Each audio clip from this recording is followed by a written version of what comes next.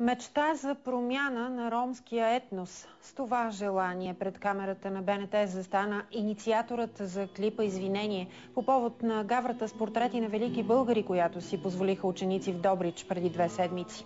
Само за часове клипът беше гледан от хиляди потребители в интернет и ние ви го показахме снощи. В него 3 млади роми от Стара Загора изпълняват българския химн и по този начин отправят посланието си към ромската общност за промяна.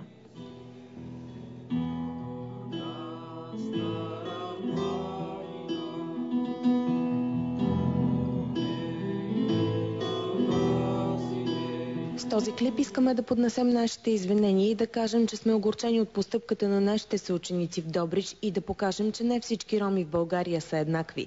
Това твърди 14-годишният Диан Севов, инициатор на идеята. Момчето е от ромски происход, ученик в музикалното училище в Стара Загора.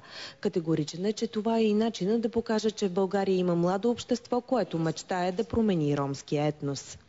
И мечтата ми е наистина да се променят нещата. Да видя различно население и поколението, което е в смисъл като тинейджерите наистина да променят живота си и мислите си, да се образоват, се развиват. В музикалното училище никой не е учуден от това, което е направил Деян.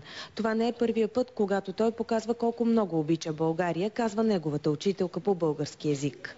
Деян е едно, виждате, интелигентно, много добро и много съвестно дете. И аз съм сигурна, че това, което прави, е минало през сърцето му. Той не търси популярност.